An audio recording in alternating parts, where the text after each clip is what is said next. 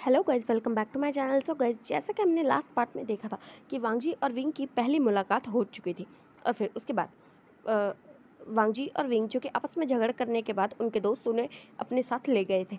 और जहाँ पर विंग ऐसा सोच रहा था कि क्या इस ओमेगा को उससे डर नहीं लगता, और वांगजी जो कि अपने दोस्त यानी कि जाओ जीशू से झगड़ा कर रहा था।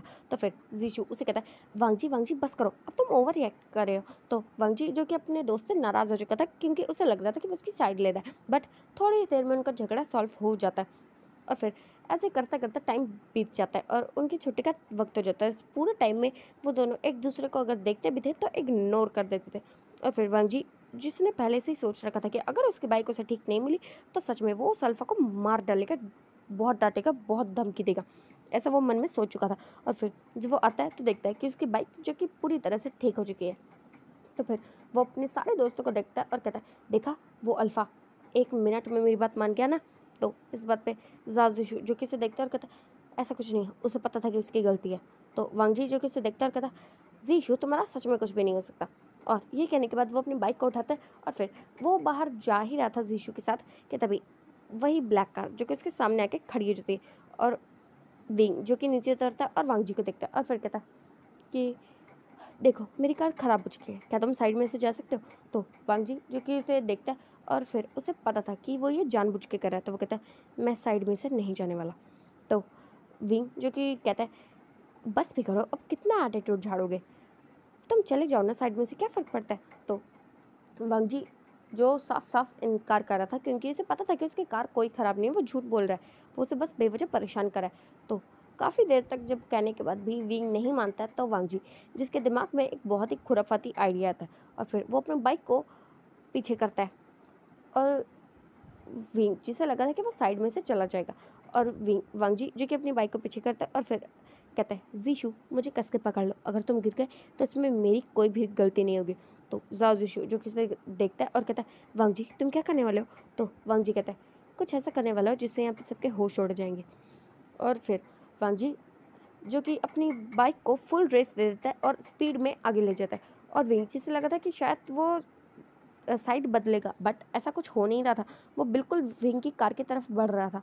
तो विंग जो कि इस बात से डर चुका था, आई मीन शॉक हो चुका था, क्योंकि वो उसे हर्ट बिल्कुल भी नहीं करना चाहता, वो तो बस उसे थोड़ा सा परेशान कर रहा था क्योंकि उसने उसे मारा था, उसे धमकी दी थी, इसलिए वो बस उसे थोड़ा सा परेशान करना चाहता था। वो ऐसे तो बिल्कुल नहीं चाहता था कि उसका एक्सीडेंट हो जाए, बट वो जो कि अपनी कार को साइड में करने के लिए अप अपनी कार में जाना चाहता था, बट उसके तो पैर जैसे फ्रीज ही हो चुके थे, वो हिल ही नहीं पा रहा था। और फिर वो अपनी आंखें बहुत ज़्यादा टाइटली बंद कर लेता है कि अब तो उसका और कार का एक्सीडेंट होके ही रहेगा।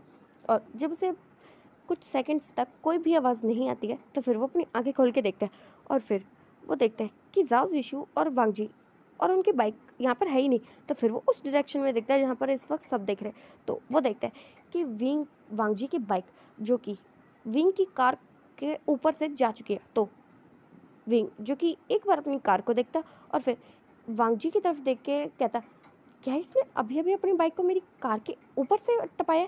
तो फिर इस बात पे जो वैन के सिंह था वो उसके शोल्डर पे हाथ रखता है और कहता, हाँ तुमने तो अपनी आंखें बंद कर ली थी, पर तुम्हें देखना चाहिए था, उसकी बाइकिंग स्किल्स बहुत परफेक्ट है। तो विंग जो कि वैन को शॉकिंग निगाहों से देखता है और फिर कहता, क्या सच में ये ओमेगा ने ऐसा किया। तो सब लोग जो कि उसकी बाइकिंग स्किल से इम्प्रेस हो चुके थे। उन्हें इम्प्रेस करने के लिए उसकी ब्यूटी ही काफ़ी थी, बट उसकी बाइकिंग स्किल्स उसको तो क्या ही कहने। और फिर वांगजी जो कि उसकी कार के ऊपर से जाते हुए फिर पीछे मुड़ता है और फिर वांगजी उसे कहता है, अगर दोबारा मुझे परेशान करने की कोशिश की ना तो अगली बार मेरी बाइक तुम्हारी कार के ऊपर से नहीं, तुम्हारे ऊपर से भी जा सकती है। और ये कहने के बाद वो अपनी बाइक को फुल रेस देकर वहाँ से भगा लेता है। और विंग जो कि सोच में पड़ रहा था कि क्या मेरी इंसल्ट हो चुकी है, और वैन के सिंह जो कि उसे कहता है, हो गया, करवा ली बेइज्जती, अब चले। तो विंग जो कि उसे देखता है और कहता, ये आखिर ये चल क्या रहा है, क्या क्या इसने अभी अभी मेरी इंसल्ट कर दी। तो इस बात पे वैन के सिंह जो कि उसे देखता है और कहता, तुम्हें अब भी समझ में नहीं आया कि तुम्हारी बेइज्जती हो चुकी है। तो विंग जो कि उसे देखता है और कहता, कैसे सच में मुझे डर नहीं लगता। इस बात पे वैन के सिंह जो कि उसे देखता है और कहता, उसे पता नहीं है ना कि वो किससे पंगा ले रहे हैं, द माफिया किंग, होने वाले माफिया किंग। तो विंग जो कि उसे देखता है और कहता, हाँ होने वाला नहीं, जल्दी बन जाऊंगा, और फिर ना इस ओमेगा को तो मैं बताता हूँ, इसकी हिम्मत कैसे, इसने मेरी इंसल्ट की, इसे तो मैं छोड़ूंगा नहीं। और फिर ये कहने के बाद वो जो कि वैन किसिंग को कहता है अब घर चले। तो वैन किसिंग जो कि उसे देखता है और कहता है हाँ, अगर तुम्हें और इंसल्ट करवाने का शौक है तो क्यों ना उसके पीछे जाए। तो विंग जो कि उसे गुस्से में देखता है और कहता है चलो। तो फिर वो लोग अपने घर की तरफ चले जाते हैं। और दूसरी तरफ वांग जी जो कि जाओ मिशन के सामने आके रुकता है और जाओ जोशु जो कि उसकी बाइक पे से उतरता है और फिर वांग जी को कहता है वांग जी ये तुमने क्या किया, अगर अगर मैं गिर जाता तो मेरी हड्डियाँ टूट जाती। तो फिर वांग जी जो कि उसे देखता है और कहता है जीशु मेरे रहते तुम्हें कुछ नहीं होगा, और अगर कुछ हुआ भी ना तो कोई बात नहीं, मैं देख लूँगा। और ये कहने के बाद वो उसे कहता है अच्छा ठीक है, हम ना कल मिलते हैं, बाय। तो ये कहने के बाद जाओ जो कि अपने मेंशन के अंदर चला जाता है और वांग जी जो कि वहाँ से अपने घर की तरफ आ जाता है। और वो जैसे ही अपने घर में आता है तो देखता है कि उसके गगा और उसके फादर कुछ बात कर रहे हैं। तो वो जो कि उन्हें सीधा सीधा इग्नोर करना चाहता था, बट क्योंकि उसे पता था कि उनके बीच में कोई सीरियस डिस्कशन चल रहा है, इसलिए वो उसे इग्नोर करके सीधा अपने कमरे की तरफ जा ही रहा था। बट उसके फादर जो कि उसे जाने ही नहीं देते, कहते वांग जी तुम आ गए। तो उसके वो अपने फादर की तरफ टर्न होता है और कहता फादर मैं आ गया, आपको पता है मेरा कॉलेज का पहला दिन बहुत अच्छा गया। ऐसे कह के वो अपने सारे दिन की बातें बता रहा था, बट उसने बिल्कुल भी नहीं बताया था कि उसने विंग से झगड़ा किया था, उसने अपनी बाइकिंग स्किल्स दिखाई थी। तो फिर उसके फादर जो कि कहते हैं अच्छा ठीक है, किसी से झगड़ा मत करना, ठीक है वांग जी। तो वांग जी जो कि बस हाँ में अपना सर शेक करता है और फिर मन में सोचता है ऐसा तो बिल्कुल नहीं होने वाला। और फिर ये कहने के बाद वो वहाँ से जाने ही वाला था कि तभी उसके फादर जो कि उसे देखता है और कहता है वांग जी। तो वांग जी जो कि रुकता है और अपने फादर को देखता है, और उसके फादर जो कि उसे देखता है और कहता है अच्छा तो वो लड़की कौन है। तो वांग जी जो कि कन्फ्यूजन में उन्हें देखता है और उसके फादर जो कि उसकी कन्फ्यूजन समझ चुके थे, तो वो उसे देखता है और कहता है मेरा मतलब है तुम्हारे गगा की गर्लफ्रेंड कौन है। तो वांग जी जो कि एक बार अपने गगा को देखता और एक बार अपने फादर को, और फिर से अपने गगा की तरफ देख के वो सोच रहा था कि अगर मैं उन्हें बोल दिया तो पता नहीं क्या होगा, बट अगर मैंने नहीं बोला तो भी पता नहीं क्या होगा। और वो अपने गगा को देखता है जिनका सर बिल्कुल नीचे था। तो उसे पता चल चुका था कि उसके फादर को बात पता चल चुकी है, इसलिए वो अपने गगा को देखते हुए अपने फादर से कहता है फादर वो क्या है ना, आप ये बात गगा से क्यों नहीं पूछ लेते हो। तो इस बात पे उसके फादर जो कि उसे देखता है और कहता है पूछ ही तो रहा हूँ, बट ये तो कुछ बताता ही नहीं है। तो वांग जी जो कि अपने गगा को देखता है और फिर कहता है हाँ आप उनसे ही पूछ लो ना, जब वो बताएंगे तब बताएंगे, मैं जा रहा हूँ। तो फिर वो अपने गगा को देखता है। जब वांग जी ने कहा था कि वो जा रहा है तो उसके गगा ने उसे देखा और फिर उसे आंखों में इशारा किया तुम तो गए काम से। और वांग जी जो कि ये बात बहुत अच्छे से समझ चुका था, इसलिए वो जल्दी से अपने रूम में भाग जाता है और फिर सोचने लगता है हे भगवान क्या सोच के मैंने गगा की गर्लफ्रेंड की बात कही थी, अब तो मैं गया काम से। और ऐसा सोचने के बाद वो जो कि सोचता है अब मैं क्या करूँ, और ऐसे ही सोचते हुए फिर वो जल्दी से फ्रेश होता है और फिर अपने फ़ोन को उठा के अपने गगा का मैसेज देखता है। उसके गगा ने उसे मैसेज किया था कि जल्दी से गार्डन में आ जाओ। और वांग जी जो कि जानता था कि अब तो पक्का उसे डांट पड़ने वाली है, बट फिर भी वो अपने गगा को मना नहीं कर सकता, इसलिए वो बाहर जाता है और गार्डन की तरफ चला जाता है। और उसके गगा जो कि वहाँ पर बैठे हुए थे तो वो उसके पास जाता है और उनके साथ जाके बैठ जाता है और कहता है गगा। तो उसके गगा जो कि उसे देखता है कहता है वांग जी इट्स ओके, कोई बात नहीं, वैसे भी अगर तुम नहीं बताते तो शायद डैड तो मैं कभी बता ही नहीं पाता। तो वांग जी जो कि अपने गगा को देखता है और फिर कहता है गगा बात क्या है। तो वांग उसके गगा जो कि उसे देखता है और कहता है वांग जी तुम्हें पता है जिससे मैं प्यार करता था ना वो किसी और से प्यार कर दिया। तो वांग जी जो कि इस बात पर शॉकिंग निगाहों से अपने गगा को देखने लगा और कहता पर गगा आपने तो कहा था कि वो आपकी गर्लफ्रेंड है। तो वांग जी इस बात पे लेंस चंद जो कि वांग जी को देखते हैं और कहते हैं हाँ पहले थी, बट अब बहुत देर हो चुकी है। तो वांग जी जो कि कहते हैं बट गगा बात क्या है। तो फिर लेंस चंद जो कि उसे देखते हैं और कहते हैं तुम्हें पता है जाओजिंग। तो वांग जी जो कि कहता है हाँ मुझे पता है वो जीशु के बड़े भाई है ना। तो लेंस चंद जो कि इसे देखता है और कहता है हाँ और तुम्हें ये भी पता होगा ना कि जैसे तुम दोनों दोस्त हो वैसे हम दोनों भी दोस्त हैं। तो वांग जी कहता है जी गगा मुझे पता है। तो इस बात पर लेंस चंद जो कि इसे देखता है और कहता है जिससे मैं प्यार करता हूँ वो उससे प्यार करती है। तो वांग जी जो कि इस बात पर शॉक हो चुका था क्योंकि उसे तो ये बात बिल्कुल पता ही नहीं थी। तो फिर वो अपने गगा को देखता है और कहता बट गगा। तो उसके गगा जो कि उसे देखता है और कहता है इट्स ओके वांग जी, मैं उससे प्यार करता हूँ बट वो उससे प्यार करती है, इट्स ओके। और फिर ये कहने के बाद वांग उसके गगा जो कि वहाँ से जा चुके थे और वांग जी जिसे समझ में आ चुका था कि आखिर बात क्या है, कि जिस लड़की से उसके गगा प्यार करते थे वो लड़की जो कि जाओ शिशु के बड़े भाई से प्यार करती है। तो वो जो कि सारी बात समझ चुका था और उसे बुरा लग रहा था कि उसे अपने डैड को नहीं बोलना चाहिए था, और वो अपने गगा को ऐसे चिढ़ा रहा था। बट उसने इस बात पे ध्यान ही नहीं दिया कि इस बात से उसके गगा जो कि सैड हो चुके हैं। तो वांगजी जो कि इस बात को जान के काफ़ी ज़्यादा दुखी हो गया था कि उसने अपने गगा को हर्ट कर दिया। और फिर ऐसे ही सोचते हुए वो काफ़ी देर तक गार्डन में बैठे रहते हैं। और फिर उसकी बहन जो कि उसके पास आती है, लैंसी, वो कहती है, गगा आप यहाँ क्या कर रहे हो? तो वो उसकी तरफ देखता है और कहता, कुछ नहीं सी, गगा कहाँ है? तो जो लैंसी होती है वो कहती है, वो तो ऑफिस जा चुके हैं। तो वांगजी जो कि अब उसे देखता है और कहता है, ठीक है। और ये कहने के बाद वो अपने रूम में चला जाता है। और फिर वो सोचने लगता है कि सच में उसे बहुत बड़ी गलती हो चुकी है। और फिर ऐसे ही सोचते हुए वो कब सो जाता है उसे पता भी नहीं चलता। और रात के टाइम वो उठता है और फिर फ्रेश होकर नीचे जाता है तो देखता है कि उसके मदर फादर जो कि उसका इंतज़ार करे। तो फिर वो अपने मदर फादर के पास जाता है और कहता है, क्या हुआ? तो उसके फादर जो कि कहते हैं, तुम्हारा भाई अभी तक वापस नहीं आया, बस उसका इंतज़ार करें। तो वांगजी जो कि इस बात पे शॉक हो चुका था क्योंकि उसके ब्रदर हमेशा जल्दी आ जाते हैं, बट आज वो नहीं आए। तो उसे लगता है कि क्या इसमें उसकी गलती है, क्योंकि उसके ब्रदर जो है वो थोड़े उदास है। तो वो थोड़ी देर तक इंतज़ार करते हैं और थोड़ी ही देर में उसके गगा जो कि घर वापस आ जाते हैं, बट वो वांगजी से बात नहीं कर रहे थे। तो वांगजी जो कि इस बात से उसे बुरा लग रहा था क्योंकि उसे पता था कि इसमें उसी की गलती है, इसलिए वो इस बात के लिए तो उन्हें कुछ भी नहीं कहता है। और फिर वो लोग साथ में डिनर करते हैं। और फिर वांगजी जो कि अपने गगा से बात करना चाहता था, बट उसके गगा जो कि जल्दी अपने रूम में चले जाते हैं। और फिर वांगजी जो कि सैड होते हुए अपने रूम में चला जाता है। और अब हम देखते हैं दूसरी तरफ विंग के घर में, जहाँ जैंग मैंशन में, जहाँ पर विंग अपने रूम में था और सोच रहा था कि वो ओमेगा सच में कितना ज़्यादा वाइल्ड है। और तभी उसका कॉल रिंग होता है और वो देखता है कि उसके दोस्त का कॉल है, वैन किसिंग का। तो फिर वो कॉल उठाता है और कहता है, क्या हुआ वैन? तो वैन जो कि उसे कॉल पे कहता है, विंग बहुत बड़ी गड़बड़ हो चुकी है, माफिया किंग तुमसे मिलना चाहते हैं। तो फिर विंग जो कि कहता है, ठीक है मैं आ रहा हूँ। और ये कहने के बाद विंग जो कि अपना लुक बदलता है, एक लॉन्ग सा कोट पहन के वो बाहर चला जाता है, जहाँ पर एक ब्लैक कार उसका इंतज़ार कर रही थी। और फिर वो उस कार में बैठता है और अपने फेस को कवर करते हुए अपने माफिया किंग के मेंशन में चला जाता है। और वहाँ पर उसे पता चलता है कि उसे जल्द ही माफिया किंग बनाने के लिए उसे कुछ करना पड़ेगा। तो इस बात पे मतलब बात दरअसल ये थी कि जो सारे माफिया किंग थे वो चाहते थे कि जो अब का माफिया किंग है वो अब ओल्ड हो चुका है, तो उसे किसी नए को माफिया किंग बनाना चाहिए। इसलिए वो चाहते थे कि इलिंग पैट्रियाट माफिया किंग बने, क्योंकि वो इस वक्त काफ़ी ज़्यादा रुतबे में है। और इसी वजह से सारे माफियाज की मीटिंग हुई थी और अब माफिया किंग जो थे वो इलिंग पैट्रियाट से इस बारे में बात करना चाहते थे। और उन्होंने इलिंग पैट्रियाट यानी कि विंग को बता दिया था कि जब तक वो ये बात साबित नहीं कर देता कि वो माफिया किंग बनने के लिए परफेक्ट है, तब तक वो उसे माफिया किंग नहीं बना सकते हैं।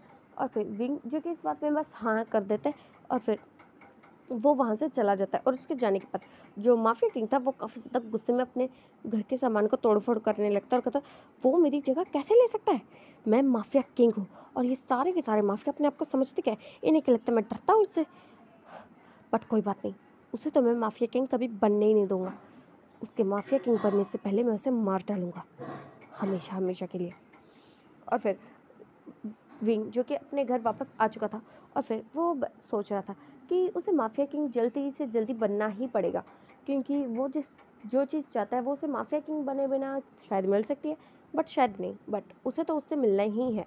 इसलिए यही सोचने के बाद वो सो जाता है। और फिर वो सपने में उस ओमेगा को याद कर रहा था और वो जल्दी से अपनी आँखें खोलता है और कहता है, ये ओमेगा बार बार मेरे सपनों में क्यों आ रहा है यार? और ऐसे ही सोचते हुए उसे कब नींद आ जाती है उसे पता भी नहीं चलता और वो सो जाता है। और अब हम देखते हैं सुबह का सीन। सुबह जहाँ पर विंग जो कि था वो काफ़ी देर तक सो रहा था और फिर उसके रूम में जियांग चंग जो कि आता है और कहता, विंग के बच्चे जल्दी उठो। तो विंग जो कि उठ ही नहीं रहा था और फिर से जियांगचंग उसके मुंह पे पानी फेंक देता है और उसे उठाने लगता है। तो विंग जो कि उठता है और कहता, जियांगचंग के बच्चे क्या सुबह सुबह तुम्हें मुझ पर पानी फेंकना ज़रूरी होता है? तो इस बात पे जियांगचंग जो कि उसे देखता है और कहता, अगर तुम सुबह सुबह जल्दी नहीं उठोगे तो मुझे तुम्हारे ऊपर पानी फेंकना ही पड़ेगा। और ये कहने के बाद जियांगचंग जो कि उसके रूम से जा चुका था और फिर विंग जो कि बस गुस्सा करके रह गया था और वो जल्दी से तैयार होकर आता है और अपने कॉलेज की तरफ निकल जाता है और दूसरी तरफ वांग जी भी अपने कॉलेज के लिए निकल चुका था। बट उसके गगा जो कि उससे बात ही नहीं कर रहे थे और उसे सच में पता ही नहीं चल रहा था कि आखिर ऐसा क्या हुआ कि उसके गगा परेशान है। कि मतलब ये बात तो ठीक है कि उनकी गर्लफ्रेंड उन्हें छोड़ के चली गई, इस बात से वो परेशान है, बट उन्हें उसके चेहरे पे गुस्सा दिख रहा था किसी बात को लेकर। और वांग जी जिसे ये बात बिल्कुल समझ में नहीं आ रही थी क्योंकि उसके गगा को गुस्सा बहुत कम आता है, इसलिए उसे कुछ भी समझ में आ ही नहीं रहा था।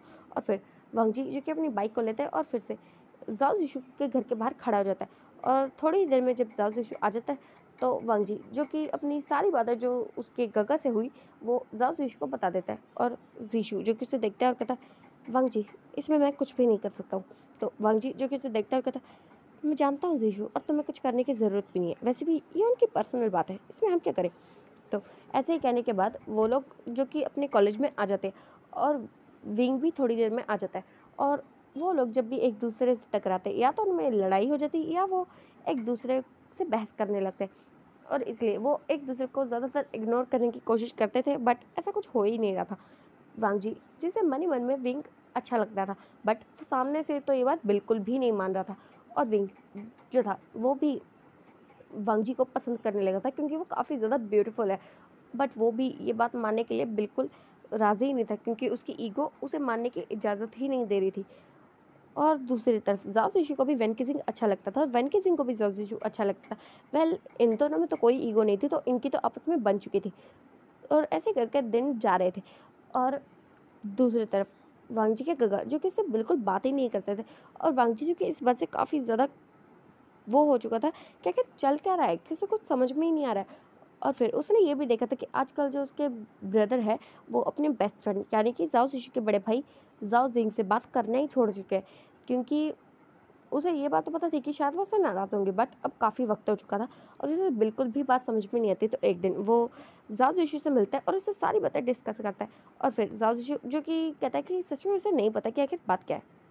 तो फिर वो लोग जो कि लैन सेजन और जाओजिंग के बीच की कड़ी यानी कि उस लड़की को पकड़ते हैं और उससे पूछते हैं, तो उन्हें ये बात पता चलती है कि जो लैन सेजन थे वो उससे प्यार करते थे और वो भी उनसे प्यार करती थी, बट जाओजिंग जिसने उसे मजबूर करके उससे शादी कर रखी है।